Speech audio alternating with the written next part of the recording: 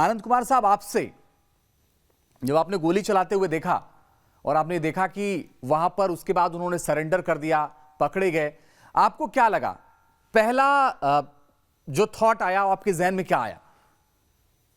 नहीं, पहली चीज तो ये थी कि पुलिस का जो रिएक्शन होना चाहिए था, ये सही है कि एकदम अचानक था, सडन था और उसके कारण से कंफ्यूजन क्रिएट हुआ।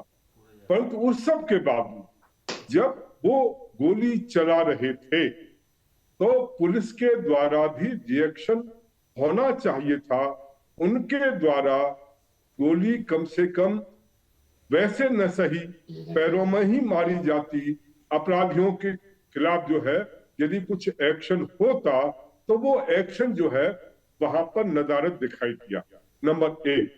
नंबर दो, जो उन्होंने नारे लगाए, ऐसा लगता है कि उन्होंने प्री प्लान वे में अपनी तरफ ध्यान आकृष्ट करने के लिए और पुलिस कोई एक्शन शायद न ले, क्योंकि जय श्री राम के नारे लगा रहे थे, तो उस ढंग का कुछ उन्होंने वो साइकोलॉजिकल एक प्रकार से उन्होंने गेम जो है खेला है। दूसरी चीज मैं ये समझता हूं। तीसरी चीज, अब इसके पीछे षड्यंत्र किस ढंग का है, क्या है, वो तो खैर इन्वेस्टिगेशन के माध्यम से ही पता लगेगा। परंतु जिस ढंग से हत्या की गई और जिस ढंग से प्लानिंग की गई, उससे लगता जरूर है कि कुछ न कुछ दाल में काला जरूर है, कुछ न कुछ उसका उनके पीछे उद्देश्य जरूर है कि उन्होंने किन उद्देश्यों को लेकर के वहां पर उनकी हत्या की, जबकि उनका डायरेक्ट उनसे कोई दुश्मनी नहीं थी या कभी कन्फ्रंटेशन नहीं हुआ। उस सब के बावजूद उन्होंने हत्या की है तो निश्चित रूप से कोई न कोई वजह जरूर रही होगी और वो सस्टेन्ड इंटरोगेशन और इन्वेस्टिगेशन के माध्यम से ही जो है उसका पता लग सकता है। ठीक है सर, मैं आपके पास आ रहा हूं। मैं कोशिश करूंगा कि आपका थोड़ा फ्रेम भी ठीक हो जाए। आलोक जी, मैं आपसे पूछता हूं अब। देखिए, आनंद कुमार साहब कह रहे हैं कि देखिए कुछ ना कुछ तो वहां गड़बड़ था और इसके बारे में मैंने जो पढ़ा अब तक समझ में आया, उससे ये लगा कि वहां तुरंत जवाबी कार्रवाई नहीं हुई। क्या मानते हैं कि ये वाकई में लापरवाही थी, वरना हत्या नहीं होती? इस बात को मानने में कोई गुरेज नहीं है कि पुलिस प्रशासन, सिक्योरिटी, इन्वेस्टिगेशन एजेंसीज, एलओआई, इसका कंप्लीट फेलियर हुआ है। प्रशासन की बिल्कुल नाकामयाबी हुई है, नहीं तो ये वारदात नहीं होता। और जिस रेंज से मारा है, इसको अंग्रेजी में पॉइंट ब्लैंक रेंज कहते हैं। एक जी चलिए आलोक जी, मैं आपके पास लौटता हूं। कीर्तिजी पांडे जी भी मेरे साथ लगातार बने, जो कि वकील भी हैं और प्रवक्ता भी हैं। कीर्तिजी पांडे जी, आपके जहन में क्या आया कि कहां गड़बड़ी हुई? देखिए अजीत जी, जिस तरीके से एडीजे नायल आड़क का बयान कि तमाम इनपुट्स हमारे पास हैं कि अतीक और अशरफ पे हमला हो सकता है, जिस तरीके से अशरफ का बयान कि एक पुलिस वाले ने बताया कि एक प्लानिंग के तहत आप लोगों की हत्या हो जाएगी, लेकिन मैं नाम नहीं बता सकता, जिस तरीके से अतीक का बार बार कहना कि हमारी हत्या हो सकती है, कोर्ट से भी गुहार लगा रहे हैं। सवाल एक बात तो स्पष्ट है, अतीक जनप्रतिनिधि रहे हैं लेकिन अपराधी भी, लेकिन किसी की भी पुलिस अभिरक्षा में मौत हो जाना ये बहुत दुर्भाग्यपूर्ण स्थिति। और ऐसी स्थिति में जब न्यायालय किसी मुलजिम को पुलिस को रिमांड पे दिया तो पुलिस की जिम्मेदारी और बढ़ जाती, लेकिन पुलिस अपनी जिम्मेदारियों का निर्वहन जितनी ईमानदारी के साथ करनी चाहिए थी, हमें लगता उतनी ईमानदारी के साथ नहीं। जहां तक हत्या का सवाल है, जो हत्यारे हैं, जिसने गोलियां चलाई, वो संजोग अच्छा था कि कुछ मीडिया के साथी भी थे। पूरी वीडियो फुटेज उपलब्ध है कि पुलिस के लोगों का क्या एक्शन रहा है, अपराधियों का क्या एक्शन रहा है, गोली कब चली, पुलिस किस मोड में थी, ये सारी चीजें स्पष्ट है। लेकिन एक बात तय है कि इस पूरी हत्या के पीछे कोई ना कोई साजिश जरूर है, कोई न कोई खड़ा जरूर है जो ये नहीं चाहता था कि अतीक और अशरफ की जुबानी से तमाम काले कारनामे खुलें। कोई न कोई इनके पीछे जरूर था जिसको इस बात का डर था कि उसकी बेनामी संपत्ति कहीं अतीक के साथ व्यापार में न लगी हो, या तमाम चीजें अतीक के साथ संबंध ना उजागर हो जाएं। अगर अतीक के संबंध आईएसआई से उजागर हो जाएंगे तो कहीं हम न फंस जाएं। ऐसा कोई न कोई व्यक्ति जरूर है जो साजिश के तहत कॉन्ट्रैक्ट किलरों को पकड़ करके, क्योंकि मारने वालों को अगर आप आपराधिक इतिहास देखेंगे तो आपराधिक इतिहास किसी का इस हैसियत का नहीं है, और न इन तीनों हत्यारों की, हमलावरों की अतीक से या अशरफ से या उनके परिवार से कभी कोई दुश्मनी रही, यह भी स्थिति नहीं। इसलिए एक बात स्पष्ट है कि इसमें कोई न कोई साजिश जरूर है। और जी मैं लगातार लेकिन मुझे एक चीज बताइए, मैं इसको इसे आनंद कुमार साहब भी इस पर बताएंगे। कीर्ति पांडे जी, कल मैंने सुना कि पुलिस से रिमांड भी नहीं मांगा उन लोगों की। देखिए, पुलिस रिमांड मांग रही हो, पुलिस तो अतीक और अशरफ का भी रिमांड ली थी, सुरक्षा नहीं कर पाई। एक बात का डर रंजीत और है, इसको आप समझिए, थ्योरी समझिए इसकी। एक बात का डर और है कि अब इस बात की पोल पट्टी न खुले कि इनको कॉन्ट्रैक्ट पे किसने भेजा, इनको गन खरीदने के लिए, पिस्टल खरीदने के लिए किसने पैसा दिया, इनके पीछे कौन सी ताकत खड़ी है। कहीं कोई व्यवस्था के अंदर का व्यक्ति तो नहीं है, तो कहीं ऐसा ना हो कि इन सबों के साथ भी वही हो जाए जो अतीक और अशरफ के साथ हुआ है, सारा चैप्टर क्लोज। ऐसी भी साजिश हो सकती। इसलिए अगर पुलिस रिमांड पे ले तो इस बात का पुख्ता इंतजाम करे कि ये रहस्य से पर्दा उठे। नहीं सर, उन्होंने तो मांगा ही नहीं ना रिमांड। कल तो मेरे पास जो जानकारी हम जी, आलोक जी बोलिए, आलोक जी जवाब देना चाह रहे हैं आपका। देखिए, ये कहना सरासर गलत है कि व्यवस्था ने इसमें कोई का हाथ है। अगर व्यवस्था का हाथ होता तो इनको वहीं निपटा दिया जाता और चैप्टर क्लोज हो जाता। क्योंकि ये जिंदा पकड़े गए और इन्होंने सरेंडर किया इमीडिएटली आफ्टर द क्राइम। हाँ, ये बात मैं आपकी मानता हूं पांडे जी कि इसके पीछे कुछ गहरी साजिश है। ये जो अपफ्रंट लड़के हैं ये असली कल्प्रिट नहीं है, इनके पीछे कोई बहुत बड़ा सिनिस्टर डिजाइन है। इन लोगों को ये डर था कि अब अतीक मुंह खोलेगा तो हम लोगों की पोल पट्टी खुल जाएगी। उसमें पॉलिटिकल पार्टी का को डर हो सकता है जिसने इसको पाला पोसा बड़ा किया, उसमें आईएसआई का डर हो सकता है, उसमें डी कंपनी का डर हो सकता है, और उसमें आतंकवादी संगठनों से जुड़े लोगों का डर हो सकता है। ये चार ही लोगों को ये डर हो सकता है जो, या कोई बिल्डर लॉबी हो जिसके ये पैसे इसके यहाँ पड़े हों और वो चाहते हो कि अगर इसको हम उड़ा देंगे वो पैसे सब हमारे पास रह जाएंगे। इसके अलावा कोई छठा एंगल अभी नजर नहीं आ रहा है कि जिसने इसकी हत्या करवाई हो। अब जो दो एसटीएफ फॉर्म हुआ है, बोल सकते हैं पांडे जी, आप बोल सकते हैं। नहीं, एक न्यायिक प्रक्रिया में आलोक साहब जो बात स्वीकार कर रहे हैं कि कुछ चीजों को स्वीकार कर रहे हैं, लेकिन जो मैंने व्यवस्था में कह दिया, व्यवस्था में मैं नहीं कह रहा। अतीक की बहन ने बाकायदा प्रेस कॉन्फ्रेंस किया था जी। उसने कहा था कि मैं अपने भाई से मिलने गई थी अपनी भाभी के साथ साबरमती जेल में, तो मेरे भाई ने कहा था कि 5 करोड़ रुपया नंदी के पास मेरा है, ले लेना। आप सोचिए कि लेन देन किससे होता है, जिससे रिश्ते होते, वो भी 5 करोड़ का लेन देन, चाहे उधारी हो चाहे व्यापार के साझेदार हो। ये बड़ा मसला था पांडे जी, एक मिनट नोट कर लीजिए।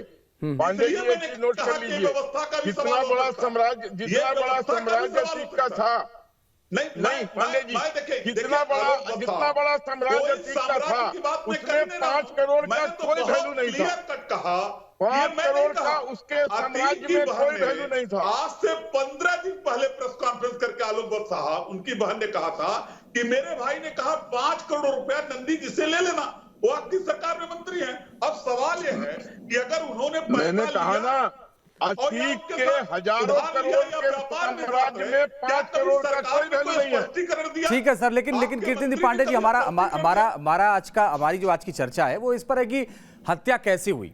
जरा सवाल ये है कि क्या बड़ी लापरवाही थी। आनंद कुमार साहब, मैं आपके पास आ रहा हूं। जो मुझे जानकारी है, आप किसी ऐसे बड़े अपराधी को, आप दो बड़े अपराधियों को आप एक साथ नहीं ले जाते, शायद एसओपी है पुलिस में, आप बेहतर तरीके से बता पाएंगे। अगर दोनों बड़े अपराधी हैं तो एक टाइम की लिमिट होती है, इसके अलावा उनको अलग अलग ले जाना होता है। क्या गाइडलाइन होती है बड़े अपराधियों के लिए? देखिए जी, गाइडलाइन तो सभी के लिए एक जैसी होती है। बड़े अपराधियों के लिए, क्योंकि बड़े अपराधी होने के कारण से कोई स्पेशल गाइडलाइन हो ऐसा नहीं। हाँ, सुरक्षा व्यवस्था की दृष्टि से कि बड़े अपराधी हैं, कुछ ना कुछ वो कर सकते हैं, उस ढंग की स्थिति को दूर करने के लिए या उसको रोकने के लिए जरूर गाइडलाइंस होती है। अब ये लोग जिस ढंग के थे, इनका जिस ढंग का जो कार्यक्रम रहता था, उसको ध्यान में रखते हुए इनके लोग भी कर सकते हैं, कोई दूसरे लोग भी कर सकते हैं, तो उस ढंग से उसको प्रिवेंट करने के लिए गाइडलाइंस रहती। सबसे बड़ी बात यह है कि प्रॉपर सुरक्षा के अंतर्गत उनको ले जाया जाना चाहिए था। उनको जिस ढंग की सुरक्षा वहां पर होनी चाहिए थी, मुझे लगता है उस ढंग की सुरक्षा वहां पर नहीं थी। केवल कुछ पुलिस वाले वहां पर दिखाई दे रहे थे, उस ढंग की सुरक्षा व्यवस्था मुझे वहां पर लगी नहीं जैसा कि किसी बड़े अपराधी को ले जाने के लिए होनी चाहिए थी। फिर उनको पैदल ले जाने की क्या आवश्यकता पड़ी?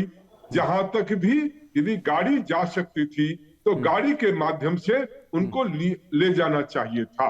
तीसरी चीज, जो बीच में कोई भी आ गए और वो प्रेस कॉन्फ्रेंस होने लगी, ये भी तरीका गलत था। नहीं सर, उसमें तो देखिए, उसमें तो मैं पुलिस की गलती इसलिए नहीं मानता क्योंकि अगर उनसे बात नहीं करने दिया जाता तो 20 सवाल पुलिस पर उठते कि लोकतंत्र का गला घोटा जा रहा है और बात नहीं करने दिया जा रहा। बहुत सारी चीजें होती हैं, सवाल उठते हैं सर, और सवाल हम ही लोगों के बीच से उठते हैं, तो इसलिए उन्होंने बात करने दी मीडिया से।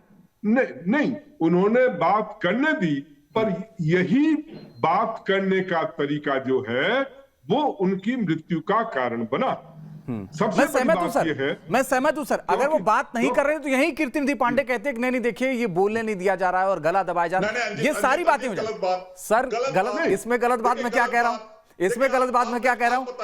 आप अजीत भाई मेरी एक बात सुनिए, आप मैं एंकर हैं, केवल एक बात बता दीजिए, क्या किसी बड़े अपराधी को जिस तरीके से दोनों अपराधियों को एक हथकड़ी में और एक रस्सी में ले जाते, सर मैं वो कह ही नहीं रहा हूं, उस पर तो जितनी आपत्ति आपको करना करी। मैंने आनंद कुमार साहब की बात में बस इतना कहा कि अगर बात नहीं करने दिया तो आप भी सवाल उठाते, और ये तो अतीक अहमद ही कह रहे थे कि मैं मीडिया की वजह से बचा हुआ हूं। अगर हत्यारे हैं, मीडिया के साथ इतने बड़े अपराधी को इस तरीके से पैदल ला करके मीडिया के बीच में खड़ा कर दिया गया, वही उनके हत्या का कारण है। सर आज आप ये कह रहे हैं बात नहीं करने देते तो आपकी भाषा बदल जाती है। गोली मार देती, कीर्तिनिधि पांडे जी, यही भाषा आपकी बदल जाती। योगी जी ने करवा दिया है। अगर उन तीनों अपराधियों को पुलिस मार से गोली से वहां ढेर कर देती तो आप ही लोग कहते कि योगी जी ने तीनों को मरवा दिया और चैप्टर क्लोज करवा दिया। अगर पुलिस वहां गोली चला के तीनों को मार देती तो ये आप ही लोग कहते सबसे पहले समाजवादी पार्टी की योगी जी ने मरवा के चैप्टर क्लोज करवा दिया, करके सरेंडर कर दिए। आप लोगों ने ही उसको पाला पोसा था, वो आप ही के संरक्षण में पला बढ़ा और इतना बड़ा फांसी बना। इस बात को मत भूलिए पांडे जी कि आप ही के संरक्षण में, आप ही के पार्टी के संरक्षण में वो पला बढ़ा और इतना बड़ा आतंकवादी, इतना बड़ा खूंखार। 5 करोड़ के लेन देन पे आइए, 5 करोड़ के लेन देन का आरोप समाजवादी पार्टी पे नहीं, मैंने कहा ना, सरकार जवाब देना चाहिए उस सरकार को। सरकार अगर ईमानदार हो तो उस आरोप की भी जांच कराई जानी चाहिए और इस पूरे प्रकरण की जांच हाईकोर्ट के जस्टिस तो जांच तो हो रही है सर, आपको लगता है जांच नहीं हो रही? उस न्यायिक जांच का कोई मतलब नहीं सर, कल को कोई भी जांच होगी आपको भरोसा नहीं होगा? नहीं, चीफ जस्टिस के नेतृत्व में कोई जज नियुक्त हो। नहीं, आप चाहते हैं कि सब सारी जांचें आपके हिसाब से। आनंद कुमार साहब, मैं वही कह रहा था आपसे। देखिए कीर्तिनिधि पांडे जी मेरी बात नहीं मानेंगे, अभी वो नहीं मानते कभी कभी मेरी बात, जब तक उनकी सुविधा के अनुसार मैं ना बोलूं तब तक वो नहीं मानते। यही अगर बात नहीं करने दिया जाता तो आज वो कहते नहीं बात नहीं करने दिया जा रहा है, हमने सवाल उठाया तो कह रहे नहीं आप गलत बोल रहे हैं, वो अपने हिसाब से बोलते हैं। लेकिन मैं आनंद कुमार साहब मैं एक चीज आपसे समझना चाहता हूँ, ये बात सही है, नहीं बात करें तो इस तरह के सवाल उठते, ठीक है आप या तो प्रॉपर बैरिकेटिंग करते, सारी चीजें करते, लेकिन कहां तक मैनेज करेंगे? देखिए, जब आपको पता है सुप्रीम कोर्ट ने भी निर्देश दिए थे कि उनके सुरक्षा की व्यवस्था की जाए, ठीक बात है, ठीक है जी, हाँ, और इस बात को उन्होंने भी, और जैसा कि अभी बता रहे कि एडीजी लॉ एंड ऑर्डर ने भी इस बात को कि उनके पास इस ढंग के सूचनाएं थी या उनके पास इस ढंग का वो था कि जिसमें कि उनके ऊपर हमला होने की आशंका जताई जा रही थी। तो जब इस ढंग का सब कुछ इनपुट आपके पास है और जब सुप्रीम कोर्ट ने आपको उनकी सुरक्षा के लिए बाउंड किया हुआ है, तो सुप्रीम कोर्ट से ऊपर तो कोई हो नहीं सकता। और उस स्थिति में सबसे बड़ी बात, एक्सेस कंट्रोल जो है वो बहुत प्रॉपर होना चाहिए था। नहीं जा पाएगा बिना आइडेंटिफिकेशन के किसी को जाने देना और इस ढंग से वहां पर खड़े खड़े बातचीत का या मीडिया के साथ इंटरेक्शन करने देना, यही इसके कारण से हुआ क्या, जितने पुलिसकर्मी थे उनका ध्यान डाइवर्ट हो गया। वो जो उनके जिस ढंग से उन्हें अलर्ट होना चाहिए था, उनका सबका ध्यान जो है उस तरफ चला गया और वो सारे के सारे उस स्थिति में रिएक्ट नहीं कर पाए। उनको पता नहीं चला, अभी एकदम बातचीत हो रही है, एकदम से गोली चलने लगी, ये हुआ क्या। तो जो रिस्पॉन्स टाइम जो होता है, वो रिस्पॉन्स टाइम उन्हें नहीं मिल पाया या वो उसके लिए तैयार नहीं थे। केवल जो मीडिया के साथ इंटरेक्शन हो रहा था उसके कारण। इसलिए मेरा कहना है, यदि होता तो तरीके से किया जाना चाहिए था और उन तक जिसको भी पहुंचना है, जो भी आए थे, उनकी भी आइडेंटिफिकेशन जो है या सर्च जो है, फिजिकल सर्च, वो की जानी चाहिए थी। परंतु ये एक्सेस कंट्रोल जो है सही ढंग से नहीं किया गया और ये भी कि दोनों को एक ही हथकड़ी से बांध करके यदि ले गए तो वो गलत तरीका था। अलग अलग दोनों को रखना चाहिए था और यदि वाहन से ले जाते, गाड़ी से ले जाते, तो वो उसमें ज्यादा सुरक्षित होते और ये जो समस्या थी बीच में जो ये लोग आए, वो समस्या नहीं होती। ठीक है सर, मैं लौट रहा हूं आपके पास। आलोक वत्स जी, क्यों समाजवादी पार्टी, आप बोले कंप्लीट कर लीजिए फिर मैं सवाल करूंगा, बोलिए आलोक वत्स जी। कमिश्नर साहब की बात से भी इत्तेफाक रखता हूं और पांडे जी के भी बात से इत्तेफाक रखता हूं कि इस पूरे प्रकरण में पुलिस की अभूतपूर्व चूक हुई है, जिसके कारण ये वारदात टाला जा सकता था। जिस तरीके से सिक्योरिटी कॉर्डन इतने बड़े दुर्दांत अपराधी को मिलना चाहिए था, सुप्रीम कोर्ट का भी गाइडलाइन था, उसमें भयंकर चूक हुई है। इसको मानने में कहीं से कोई गुरेज नहीं है। लेकिन जो इसकी हत्या हुई और इसके पीछे जो हत्यारे हैं और उनका जो अतीत और उनका घर देखने के बाद जो पता लगता है कि इस पूरे मुहिम में 30-40 लाख रुपए की कम से कम व्यवस्था की गई होगी, वो उनके औकात के बाहर की चीज दिखाई देती है। तो इसको किसी ने, क्योंकि 8-8, 9-9 लाख का वो पिस्टल बताते हैं, तो 3 पिस्टल का दाम ही हो गया 36 लाख। उसके बाद 3-4 लाख रुपया रेकी करने में, आने जाने, होटल फोटल इस सब में भी खर्च हुआ होगा। नहीं सर, लेकिन आलोक जी ये बात तो आप ठीक कह रहे हैं, बात आपने बहुत अच्छी कही, लेकिन ये तो बताना पड़ेगा ना इस प्रदेश की जनता को कि ये किसके इशारे पर आए थे, कौन थे, कौन से लोग इसमें शामिल थे, ये भी बताइए ना। ये तहकीकात का मामला है। और ये जो तहकीकात के लिए टीम गठित की गई है, न्यायिक टीम और उसके बाद एसटीएफ, ये उनके जांच में पता लगेगा कि ये इनके पीछे कौन लोग थे। लेकिन मुझे एक चीज बताइए कि समाजवादी पार्टी मुख्य विपक्षी दल है, वो नहीं कन्विंस है आपकी जांच से, वो कह रहे हैं नहीं, ये जांच में भरोसा नहीं है आपकी। देखिए, अगर उनको जांच में भरोसा नहीं है, वो जाए सुप्रीम कोर्ट। कीर्ति पांडे जी, कोई फरमान, केजरीवाल जी गए थे ना सुप्रीम कोर्ट, लाए ना फरमान चुनाव के लिए। हाईकोर्ट के जस्टिस की निगरानी में जांच कराई जाए, क्या दिक्कत है? अगर सरकार ईमानदारी से जांच कराना चाहती है, रहस्य से पर्दा हटाना चाहती है, तो हाईकोर्ट के जज के निगरानी में क्यों नहीं जांच कराते? एक चीज जान लीजिए पांडे जी, भारतीय जनता पार्टी के निगरानी में जो कुछ भी होता है वो पाक साफ होता है, कोई घोटाले के से नहीं लिप्त होता है। इसलिए आप कम से कम मत बोलिए। आज अतीक सुनिए आज अतीक को बनाने वाले आप और मायावती हैं। आप और मायावती है जिसने अतीक को अतीक बनाया। अतीक नहीं होता। अगर 1979 में अगर उसको पहली वारदात के बाद मुलायम सरकार उस पर दबोच लेती तो आज ये स्थिति नहीं होती। आप अतीक के कहने पर एसएलसी का तबादला कर देते थे। अतीक को पैदा करने वाले आप समाजवादी पार्टी और बीएसपी है। 5 बार का विधायक आपके यहाँ से एमएलए बना, आपके यहाँ से एमपी बना। आपको पता नहीं था वो किस चीज में लिप्त है। अपराधी है ही नहीं, अपराधी है कहां से? वो अपराधी नहीं है। उसने पहला अपराध 1979 में 17 साल की उम्र में उसने मर्डर करके। मैं पूछ रहा हूं जो आज मर्डर किया अतीक और अशरफ का, वो आतंकवादी कहां से आए? जब मैंने कहा अतीक ऊपर चला गया। सुनिए पांडे जी, पांडे जी पहले सुनिए मेरी बात। आप पांडे जी पहले मेरी बात सुनिए। अतीक को अतीक बनाने वाले आप लोग हैं। आप लोगों ने अतीक को अतीक बनाया। आपने संरक्षण दिया, आपने उसको पाला पोसा, आपने उसको पुलिस प्रोटेक्शन दिया, आपने उसकी काली करतूतों पर पानी डालने का काम किया। आप मत बोलिए। मंत्री पर आरोप है और सरकार जांच कराने की बजाय उससे कन्नी काट रही। सरकार हम भी आरोप लगा देते हैं कि आप 10 करोड़ लिए हैं। हम भी आरोप लगा देते हैं कि आप अतीक से 10 करोड़ लिए हैं। करा दीजिए, हमारी जांच करा दीजिए। इसलिए ये मत बोलिए। इस तरह से बात कैसे होगी? ये कहीं कोई आरोप टीवी पर बैठ के आरोप नहीं लगते हैं सर। टीवी पर बैठ के आरोप नहीं लगते। आनंद कुमार साहब, मैं आपके पास आ रहा हूं। बहुत गंभीर बात है। एक दिन पहले ही जिस दिन अतीक और अशरफ की हत्या हुई, उसी दिन उसके एक दिन पहले से पुलिस जांच कर रही थी।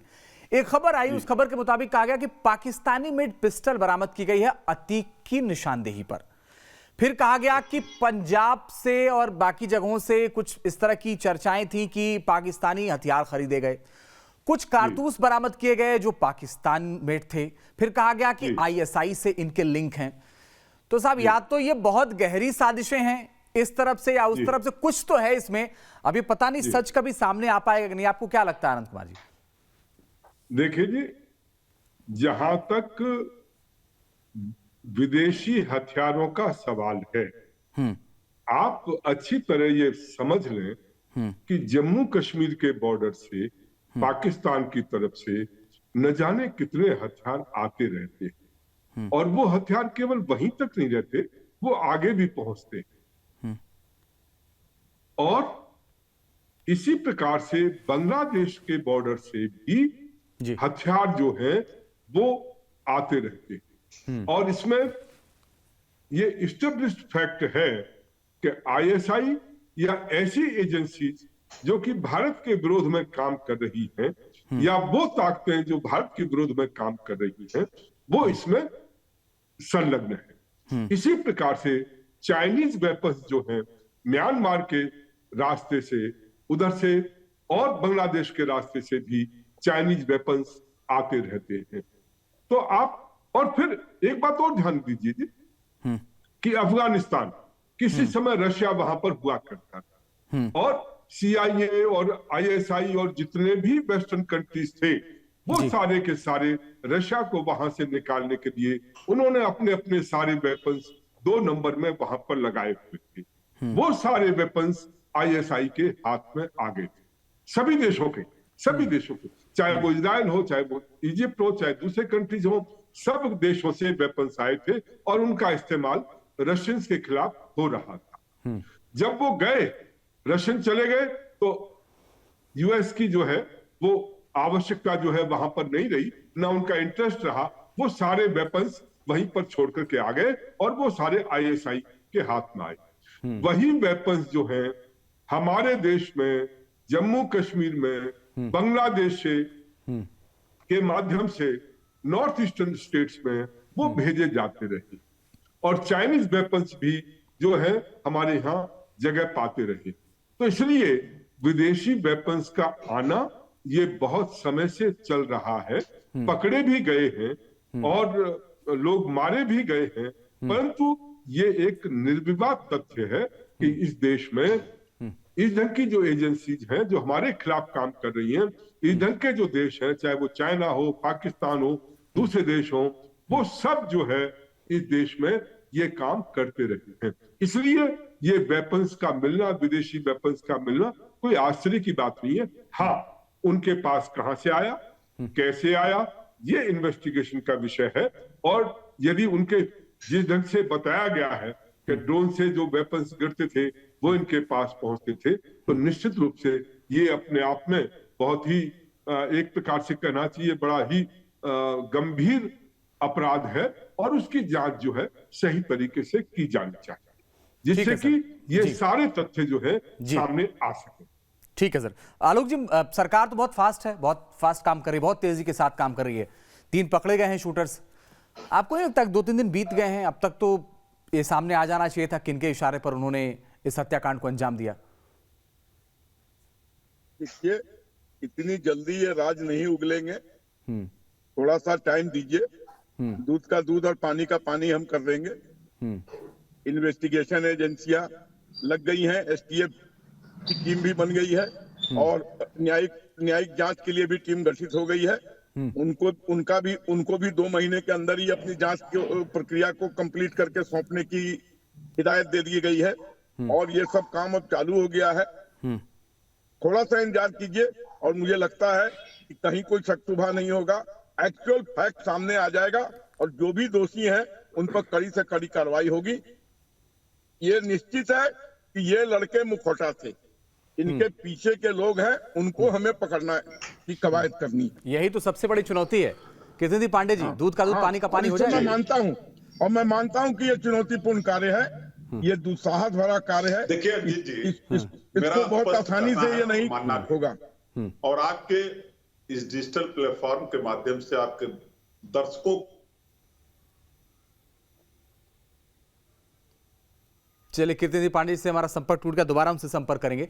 लेकिन आनंद कुमार जी, बहुत संक्षेप में आपसे जानना चाहेंगे कि इस पूरे मामले में आप देखें तो शुरुआत से मैं आ रहा हूं आनंद कुमार, कीर्ति पांडे जी आप कंप्लीट कर लीजिए बात, आवाज कट गई थी। मैं आ रहा हूं सर 1 मिनट में। और मैं सिर्फ इतनी मांग लगातार कर रहा हूं कि सरकार अगर पूरी ईमानदारी से इस हत्या के रहस्य से पर्दा उठाना चाहते हैं तो हाई कोर्ट के जज या माननीय सुप्रीम कोर्ट के किसी जज की निगरानी में इसकी न्याय कमेटी में उसकी निगरानी में जांच निश्चित रूप से तब पर्दा हटेगा। वरना अंजीत जी, तमाम आयोग बने हैं, तमाम कमेटियां, नहीं तो कह रहे हैं चले जाइए ना आप सुप्रीम कोर्ट, क्या दिक्कत है? अभी बोल रहे थे आलोक बत्सी कि आपको इतनी चिंता है तो आप सुप्रीम कोर्ट चले जाइए। क्यों ईमानदारी से जांच नहीं कराना चाहते? हमारे जो 3 कमेटी के मेंबर हैं वो पूरी ईमानदारी से जांच करेंगे। कीर्ति पांडे जी, मैं कह रहा हूं क्यों नहीं हाई कोर्ट के जज की निगरानी में जांच हो सकती? इन तीनों में क्या दिक्कत है? ये कोई हमारे पार्टी के लोग हैं, ये हमारे पार्टी के लोग हैं। इसकी मांग है, सरकार को विपक्ष की मांग का भी ख्याल करना चाहिए। हाईकोर्ट कौन विपक्ष का मांग है?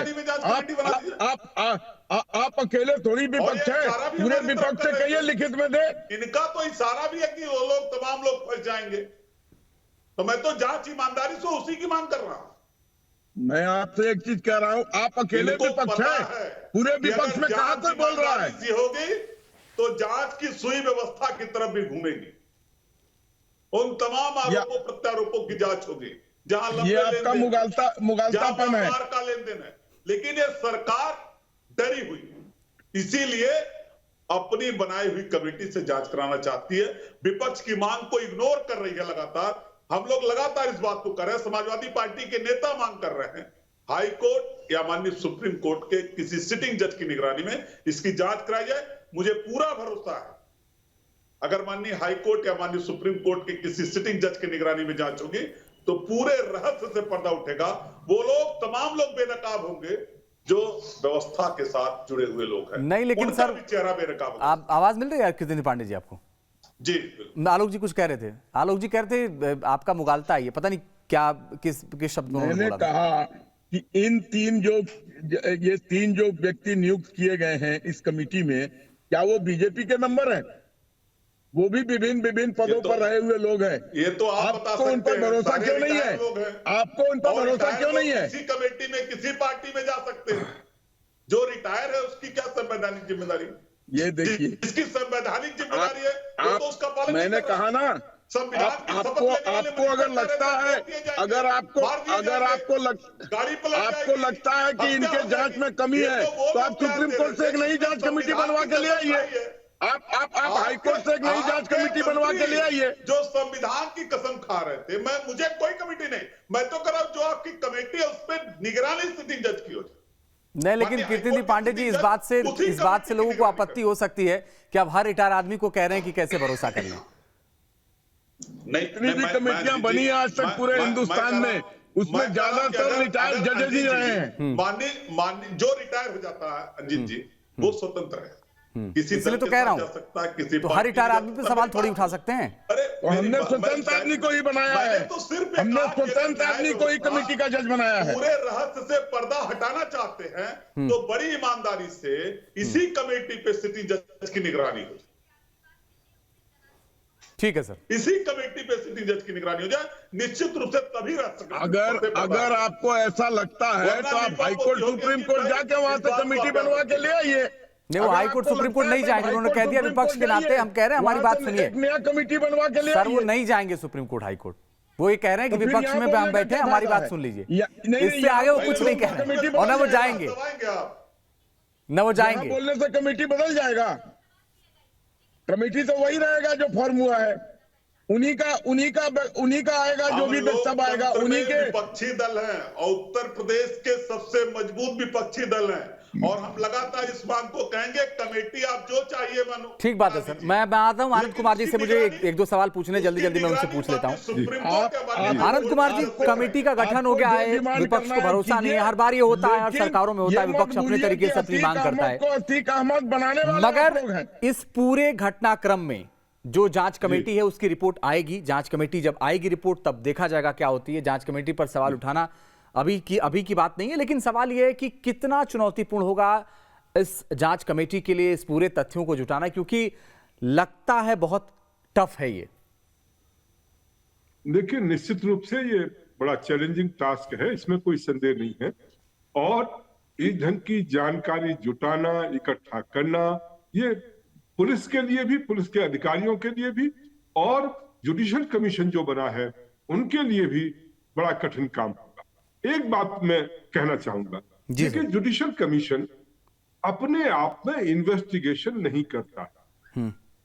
जुडिशियल कमीशन जो जानकारी जिन एजेंसी, जो भी, जैसे मान लो SIT फॉर्म हुई है, या इंटेलिजेंस एजेंसीज हैं, या और एजेंसीज हैं, उन सब के पास उनके द्वारा जो जो जानकारी उपलब्ध कराई जाती है, चाहे इन्वेस्टिगेशन के आधार पर या इंटेलिजेंस के आधार पर, और जितने आरोप प्रत्यारोप लगते हैं उनके बारे में भी उनके पास क्या रिस्पॉन्स उसका रहता है, क्या जस्टिफिकेशन रहता है, वो सारे तथ्य जो है जुडिशियल कमीशन के सामने रखा जाता है। और जुडिशियल कमीशन उसके आधार पर अपना जो भी निर्णय होता है वो निर्णय करता है, या अपनी रिपोर्ट जो है तैयार करता है। जुडिशियल कमीशन जो भी जजेज हैं, चाहे वो रिटायर्ड हों, चाहे वो अभी एक्टिंग जजेज हों जो कि जॉब में हैं, वो अपने आप स्वयं कोई इन्वेस्टिगेशन का काम नहीं किया करते। वो जितनी एजेंसीज हैं उनसे उन्हें टास्किंग कर सकते हैं, कभी इस बारे में जो है इन्वेस्टिगेशन करने की आवश्यकता है, इसके बारे में क्या कहना है, इसके बारे में आपने क्या जांच की है, या इसके बारे में और इन मुद्दों पर जो है जांच करने की आवश्यकता है। और इस ढंग से जितनी इंफॉर्मेशन प्राप्त होती है वो जुडिशियल कमीशन के लिए आधार बनता है। तो इसमें चाहे जुडिशियल कमीशन के रिटायर्ड हो, चाहे एक्टिंग जो अभी जो वर्तमान में है, उससे बहुत ज्यादा फर्क पड़ने की आवश्यकता नहीं है। परंतु जो विपक्ष के जो साथी हैं वो यदि चाहते हैं तो निश्चित रूप से वो जा सकते हैं, अपनी डिमांड कर सकते हैं। तो इस ढंग से इसको विवाद का मुद्दा बनाने की मैं नहीं समझता कोई आवश्यकता। कृष्णदीप पांडे जी, समझ में आया आपको? देखिए अंजित जी, आप क्यों नहीं चाहते, आनंद कुमार साहब रिटायर्ड आईपीएस हैं, ये क्यों नहीं इस बात को सुनना चाहते कि सिटिंग जज की निगरानी में जांच करा दी जाए तो दिक्कत क्या है, क्या परेशानी है सरकार? अभी तो आनंद कुमार साहब बताएंगे। आनंद कुमार अगर साहब, किसी सिटिंग जज के, अगर आप रिप्लाई करना चाहें। आनंद कुमार जी, अगर आप बोलना चाहें। यही लोग पैदा किए हैं, यही लोग चाह रहे हैं कि उस पर इन्वेस्टिगेशन सिटिंग जज से हो। पैदा करने वाले ये लोग हैं, अतीक को अतीक बनाने वाले ये लोग हैं। 2018 फूलपुर के उपचुनाव में भी सरकार ने बहुत मदद किया था। बात चलेगी तो बहुत दूर तक जाएगी। हम भी दूर तक ले जाने की क्षमता रखते हैं पांडे जी, इसलिए बात को अगर पर्दे में ही रहने दे तो बेटर होगा।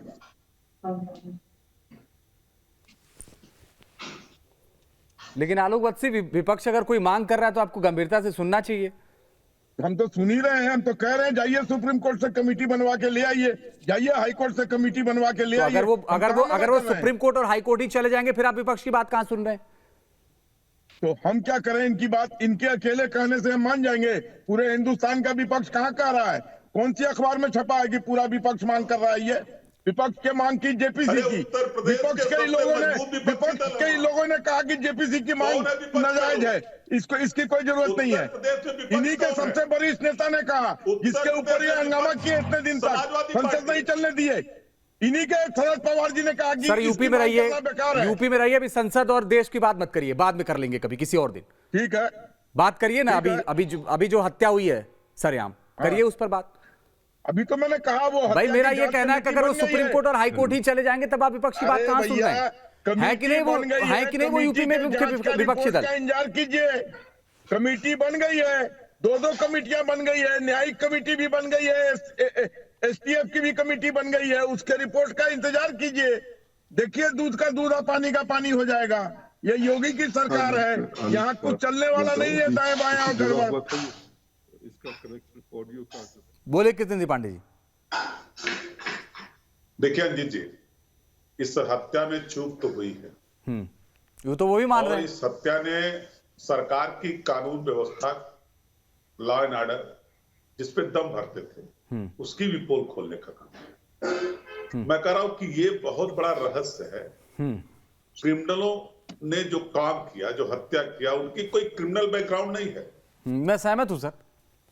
और लगातार मैं देख रहा हूं किसी के पिता गोलगप्पे बेचते हैं, देखिए उनका क्रिमिनल बैकग्राउंड कुछ ना कुछ है, जो जानकारी मिली है कृष्णदीप पांडे जी, कुछ ना कुछ जो एक मैं बता रहा हूं, एक सनी सिंह जिसके ऊपर 14-15 मुकदमे हैं, बिल्कुल।